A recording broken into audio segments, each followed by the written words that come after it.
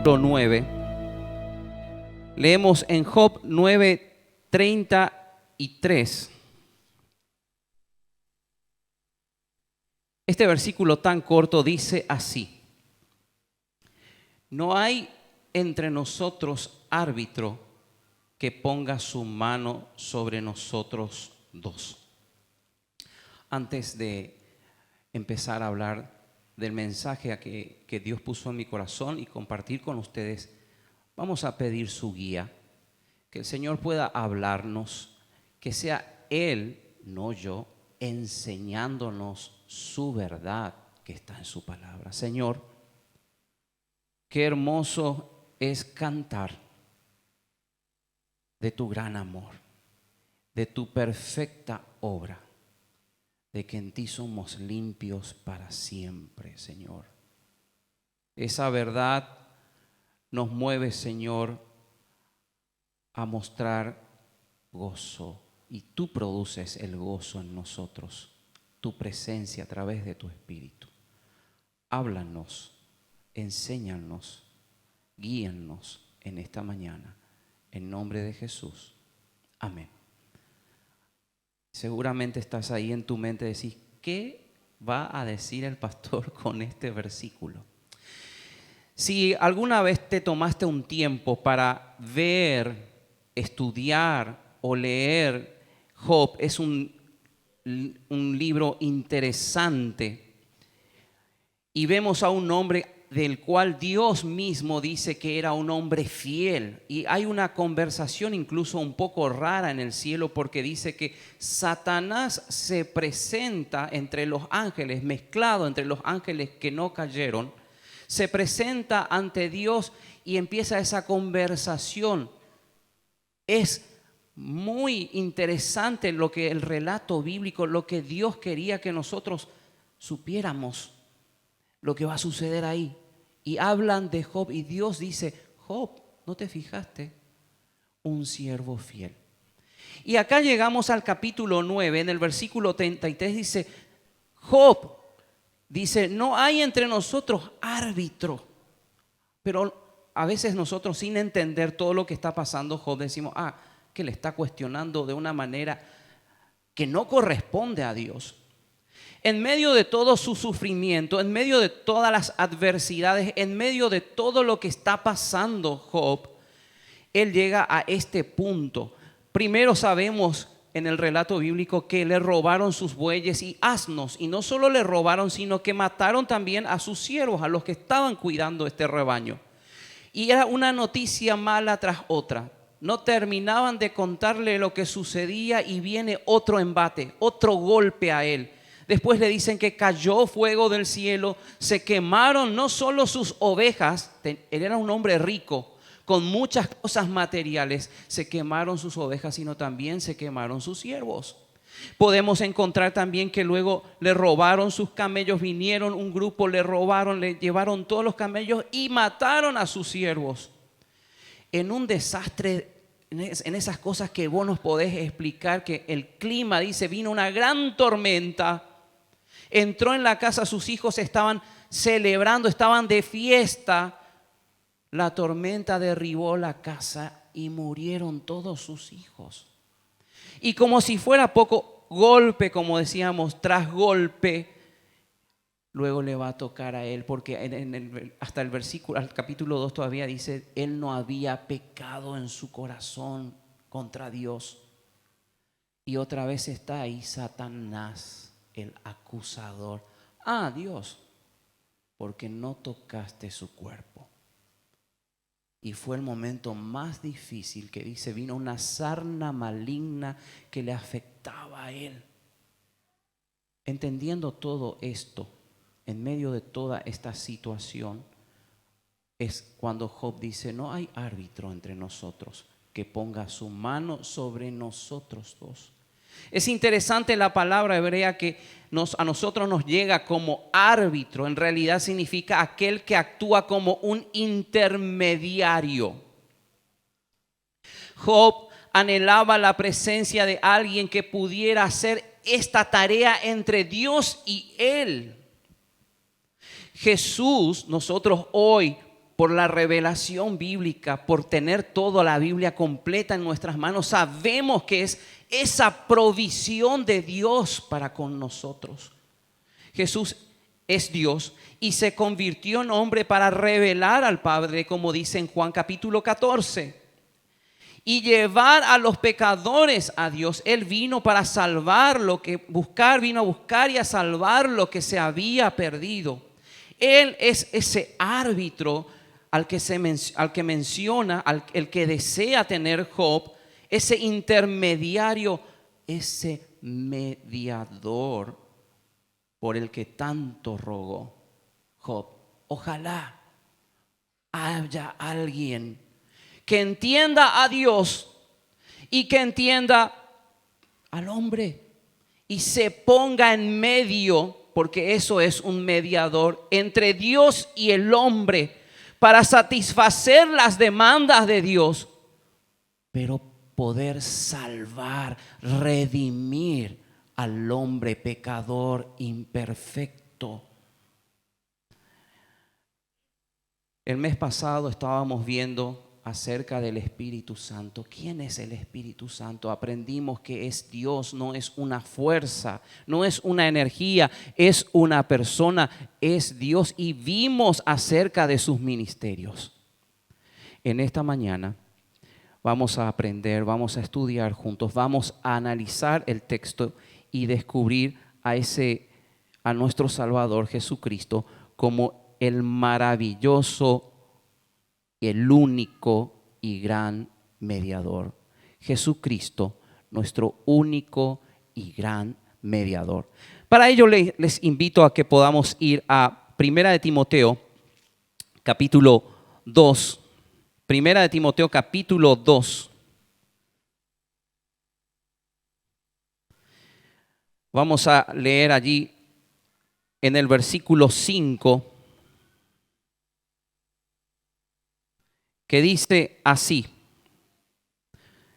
Es interesante ver en qué lugar se encuentra este versículo.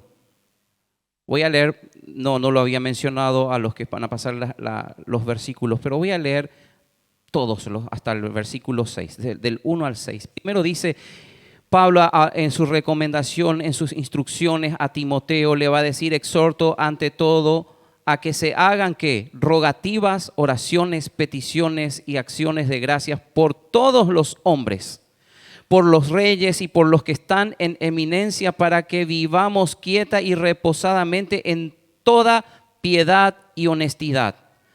¿Por qué?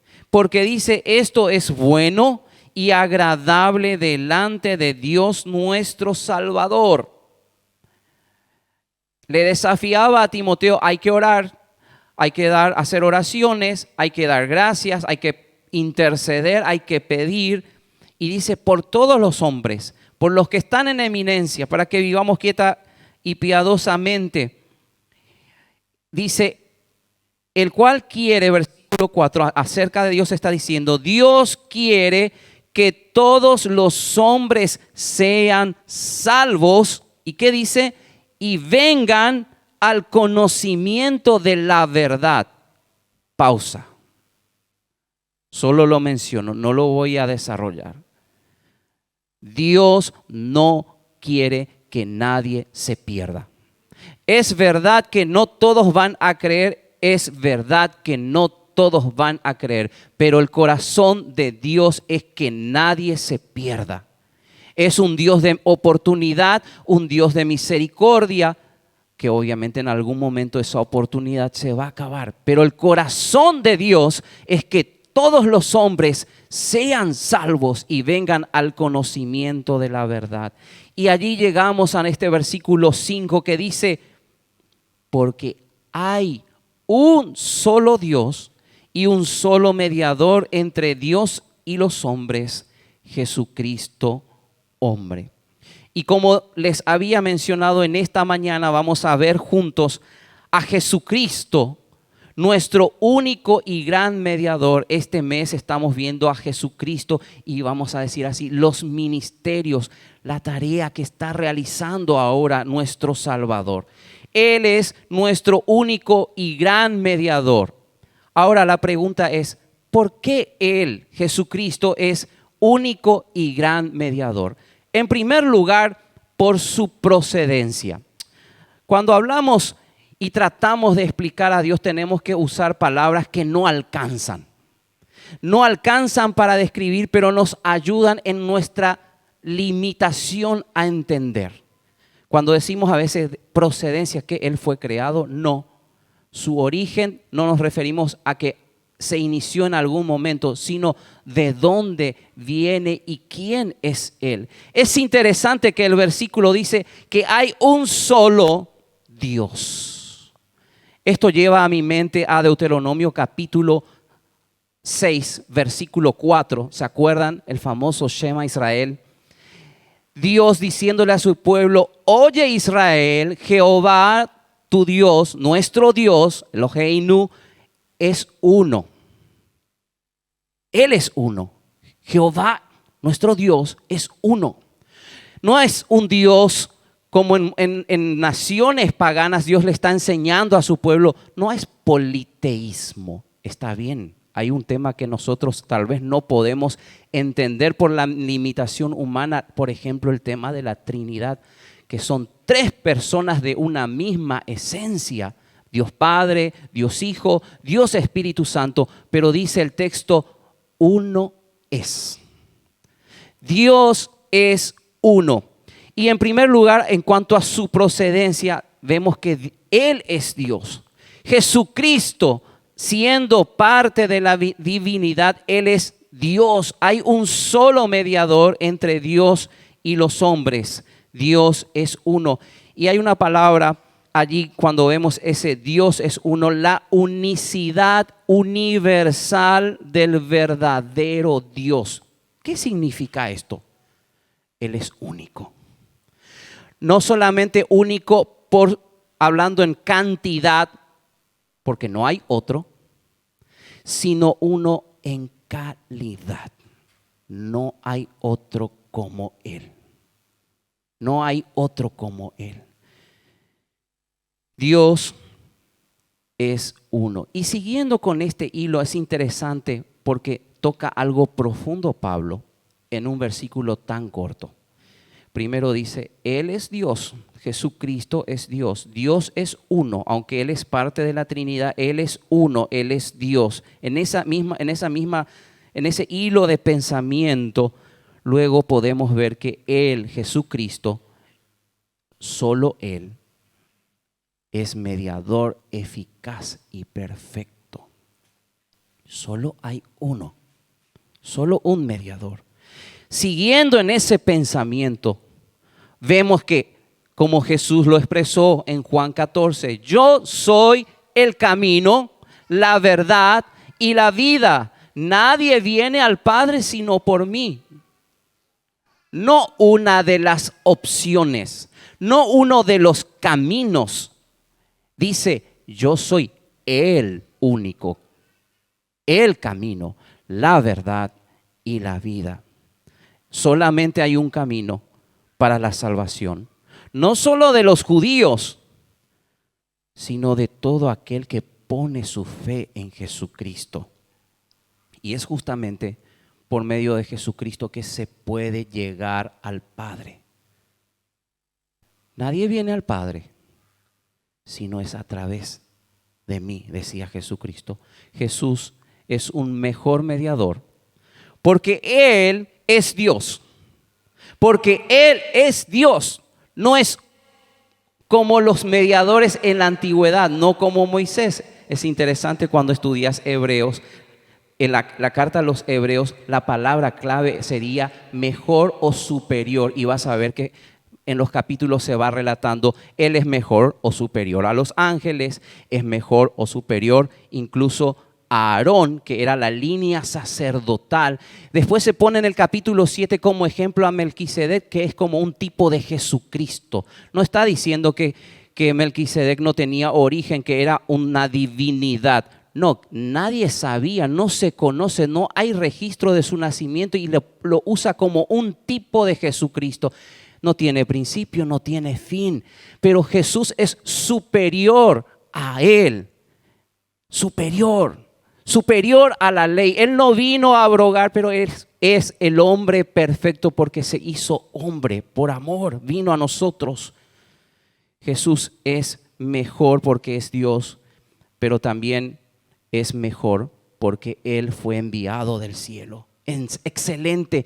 En el Evangelio de Juan, en el capítulo 13, Jesús mismo decía en el capítulo 3, versículo 13, Jesús dice: nadie subió al cielo sino el que descendió del cielo. Se estaba refiriendo a sí mismo, que dice: el Hijo del Hombre que está en el cielo. Nadie llega al Padre, nadie puede ir a Dios, sino es a través de Jesucristo, el que descendió del cielo. Su procedencia es Dios. Su procedencia, Él vino del cielo. Nadie puede ir al cielo por sí mismo, sino es a través de Jesucristo. Y aquí vemos, dice en nuestro versículo 5, un solo Dios, un solo mediador entre Dios y los hombres, dice Jesucristo hombre. Otra cosa que hace poner en corto nuestra mente. Él es el hombre perfecto, Dios y hombre. 100% Dios, 100% hombre, pero sin pecado. Y me encanta el concepto de haberse hecho hombre para ser cercano a nosotros y de esa manera entendernos y redimirnos. Enteramente Dios, enteramente hombre, pero sin pecado. Qué maravilloso. En esta mañana el propósito es no solo saber y convertirnos en gente que sabe información y te puede responder cosas. Animarnos. ¡Qué bárbaro! Él es nuestro mediador. Es el único, porque no hay otro como Él. Es el único, porque es el mejor. Nuestro único y gran mediador. ¿Por qué? Por su procedencia. Él es Dios. Él vino del cielo. Pero en segundo lugar vemos por su pureza. Él es Dios. Como Dios es santo, enteramente puro, sin mancha. En la antigüedad, la semana pasada el pastor nos enseñaba acerca de los sacerdotes y justamente hablaba, no sé si es el tema completo, pero en forma introductoria, cómo Jesús es superior a los sacerdotes. ¿Se acuerdan cuál era la función de un sacerdote? Un sacerdote, vamos a simplificar, es como si fuese un mediador. Él era el que recibía la orden de Dios. Él recibía la orden de Dios, entregaba al pueblo, era el que hacía los sacrificios, el que se ponía entre Dios y el pueblo. Jesús es Dios, Jesús es perfecto en su divinidad. Y en referencia en el capítulo 7 de Hebreos, vemos que, como ya lo había mencionado, se pone de ejemplo a Melquisedec como un tipo de Cristo. Y ahí en el versículo 27, luego va a contrastar con el sacerdocio arónico. Aquel que fue elegido en su momento, esa línea sacerdotal, porque era como una casta. Solamente ellos, los que venían de ese linaje, podían ser sacerdotes. Y vemos que en ese momento fue una figura. Es excelente lo que enseña Hebreos. Porque vos te quedás con el Antiguo Testamento y como dice Hebreos, te quedás con la sombra de lo que había de venir. Si vos lees el Nuevo Testamento y como nos dice Hebreos, ahí entendés la explicación. Jesucristo es el cumplimiento, es la imagen misma, no la sombra. Y en el versículo 27, como les había mencionado, encontramos, dice, en relación al sacerdocio antiguo, el sacerdocio de hombres, dice que no tiene necesidad cada día, hablando de Jesucristo, como aquellos sumos sacerdotes, los del pasado, de ofrecer primero sacrificios por sus propios pecados y luego por los del pueblo, porque esto lo hizo una vez para siempre, ofreciéndose para sí mismo. Solo alguien puro, solo alguien santo, solo alguien perfecto podía realizar la tarea de salvación, de redención. ¿Se acuerdan? En las demandas, en lo que era la sombra, en esos ritos que Dios le dio a su pueblo, tenía que ser un cordero sin mancha. Perfecto, y había especificaciones.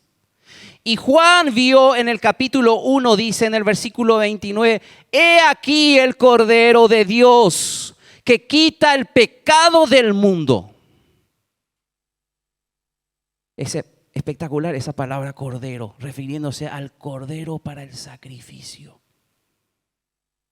Solo Jesucristo calificaba. Y quiero animarte, hermano, hermana.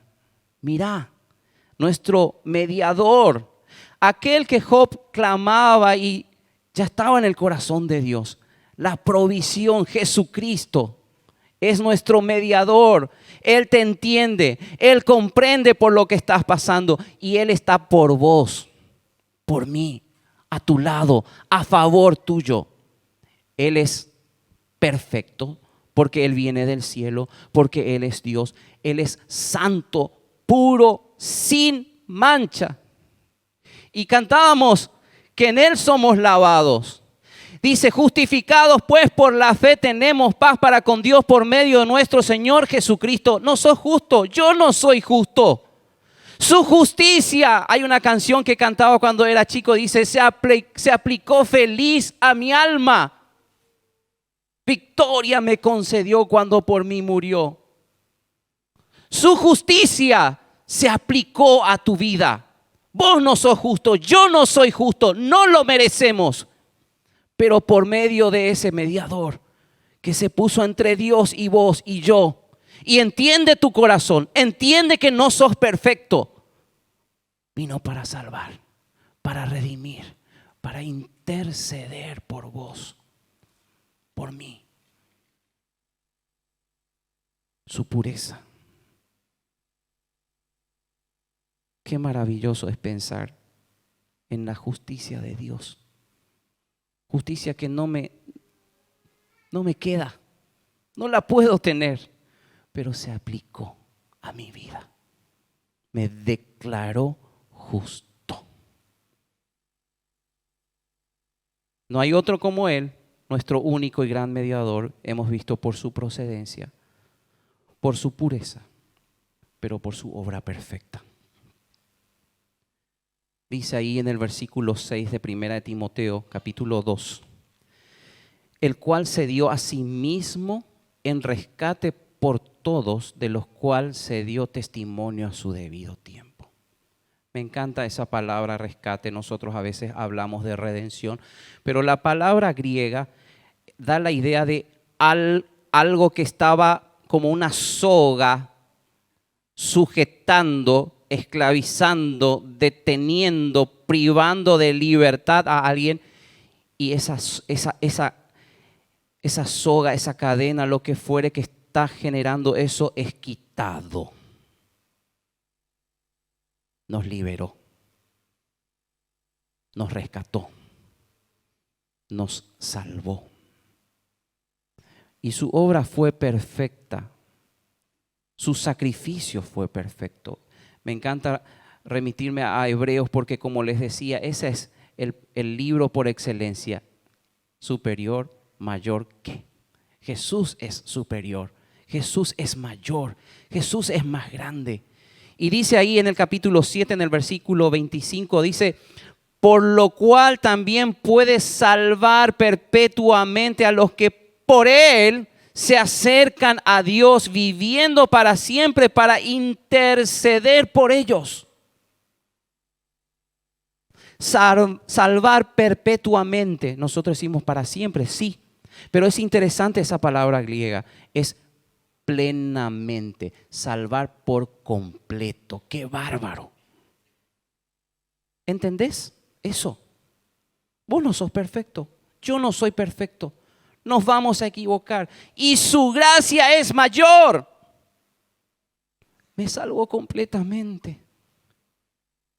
Me dio vida para siempre. Y dice, por Él se acercan a Dios. Y dice, viviendo para interceder por ellos. Para ponerse a favor. Como dijimos, se pone en medio de Dios y vos. Ese juez santo que no permite el pecado. Y Jesucristo que dice, me pongo en medio para tomar tu pecado, mi pecado, el pecado de todos nosotros. Y darnos verdadera vida. Vida para siempre.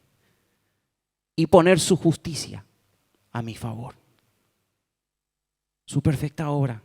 También vemos que en la antigüedad, y eso lo voy a mencionar, los pecados no eran quitados, eran cubiertos.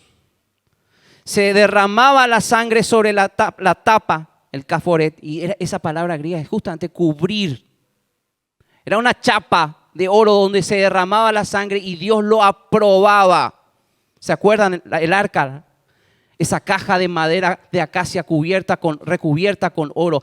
Y estaban los querubines ahí encima, tapándose, dando la idea de la santidad suprema de Dios. Y la sangre era derramada ahí. Pero el pecado en aquella dispensación era cubierto. Y ahora Jesucristo viene y dice, no más. Lo saca, lo toma. Y como dicen Colosenses, clavó esas cosas en contra nuestra en la cruz. En la cruz. Dice en Hebreos 10:12, pero ahora Cristo, habiendo ofrecido una vez para siempre un solo sacrificio por los pecados, se ha sentado a la diestra de Dios. Qué hermoso cuadro. Cuando dice que se ha sentado una vez por todas porque su obra es suficiente. Su obra es completa. Su obra es perfecta. Ese símbolo del sacrificio que estaba definitivamente consumado. ¿Se acuerdan cuando está en la cruz? Dice, consumado es. Tetelestai. La deuda fue pagada completamente por Jesucristo. Él tomó mi lugar, Él tomó tu lugar. Él pagó el precio por nuestra salvación.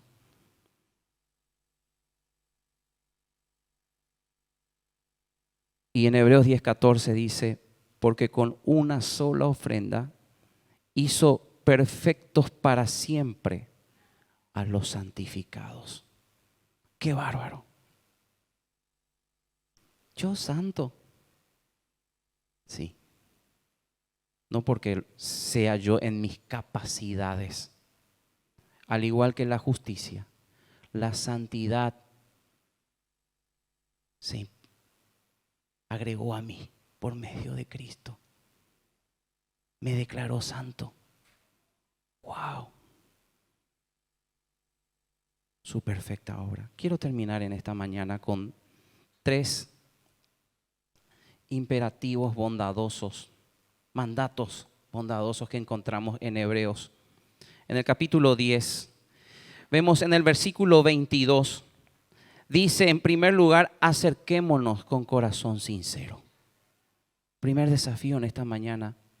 Tenés un mediador maravilloso, un mediador que vivió como hombre y entiende por lo que pasás. Él vivió, sintió lo que vos sentís.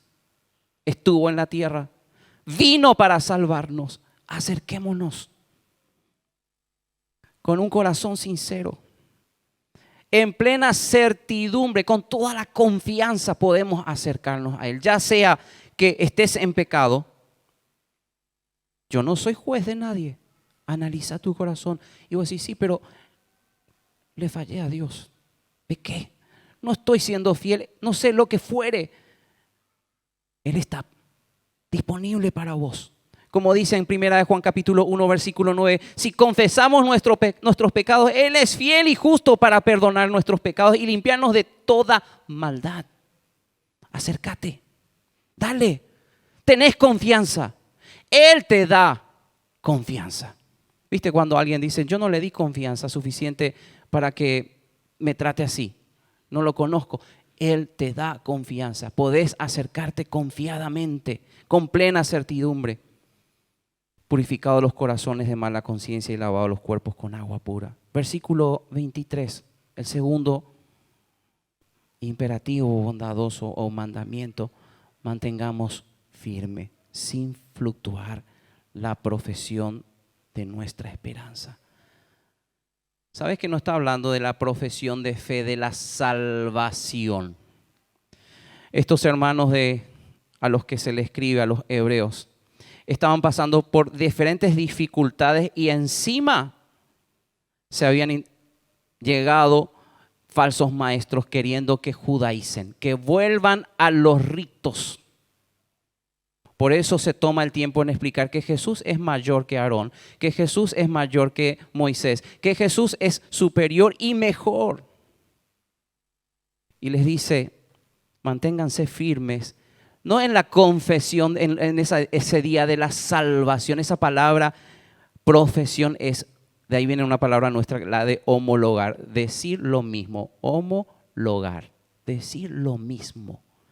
Que lo que decís sea de acorde a lo que sos. ¿Quién sos? Hijo de Dios. ¿Vivimos con dificultades? Sí. ¿Pasamos injusticias? Sí.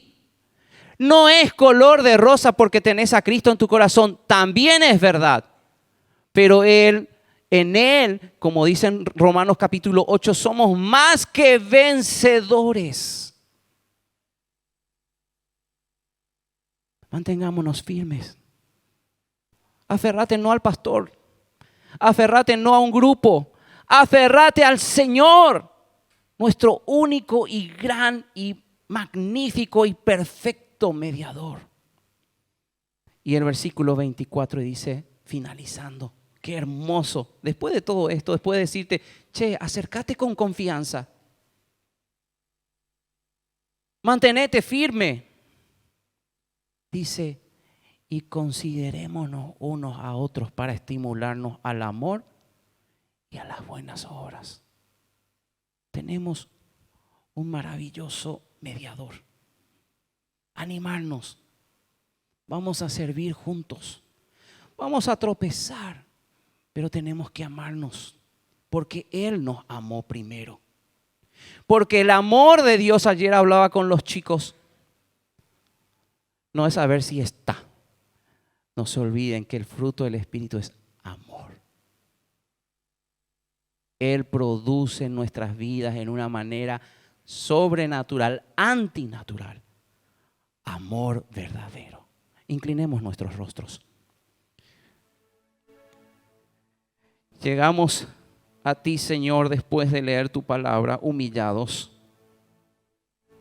y al mismo tiempo con un corazón que desborda de gratitud. No podemos entender cómo un Dios tan grande, maravilloso, poderoso, justo, santo, pudiera fijarse en nosotros. Pero nos amaste a tal punto que no mezquinaste, no escatimaste ni a tu propio Hijo, Jesús, quien tomó nuestro lugar en la cruz. Gracias, Señor, por la provisión, por la persona de Cristo, nuestro único y gran mediador. Ayúdanos a vivir, Señor, como lo que somos, tus hijos, por pura gracia. Y disfrutar de las cosas que ya preparaste de antemano para nosotros. Bendice a mis hermanos. Ayúdanos a hacer luz y sal en este barrio, Señor. Y que todos puedan ver a Cristo en nuestras vidas. En el nombre de Jesús. Amén.